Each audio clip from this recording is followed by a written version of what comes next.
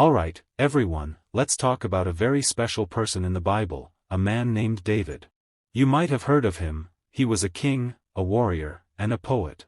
But more importantly, he was someone deeply loved by God. Because of relationship. Why do you think God loved David so much? Let's explore this together. David's story starts when he was just a young shepherd. He wasn't the strongest, or the biggest, or the most powerful. But he had something, his heart.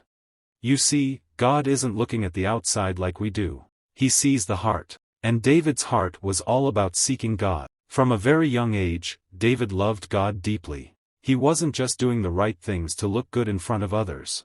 His love for God came from the inside, from a real place of wanting to know God, wanting to honor God. He spent time alone with God, in the fields, with his sheep. That's when he wrote songs of worship, songs that expressed his love and trust in God. Do you see that? David was faithful in the little things. Even when he was alone, when nobody was watching, he was worshiping God. Sometimes, we think we have to be doing big things to get God's attention. But David shows us that it's the small, private moments that matter. Are you spending time with God in your everyday life, in your quiet moments, when no one is looking? That's what God sees, and he values that.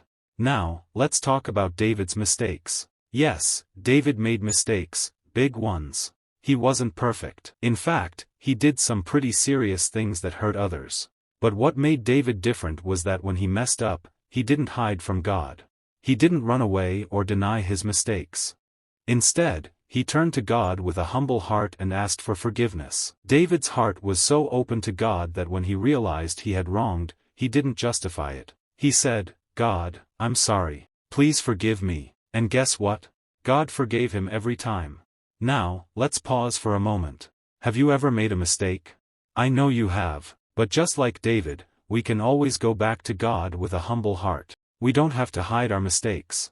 God knows them anyway. What he's looking for is a humble heart that says, "I'm sorry, God. Help me do better." And when you do that, you are living like David, a man after God's own heart.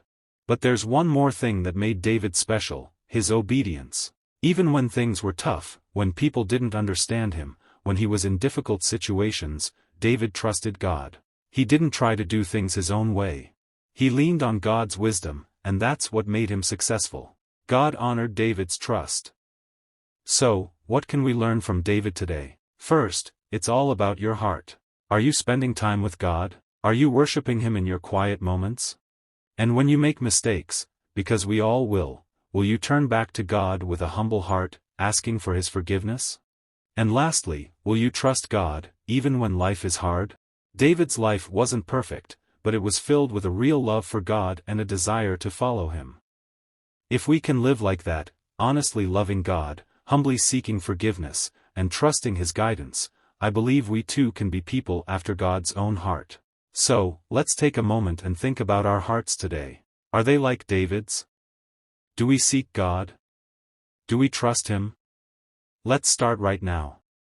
Just take a moment and ask God to help you have a heart that seeks him above all else. Remember, God loves you just like he loved David, and he's waiting to walk with you every step of the way.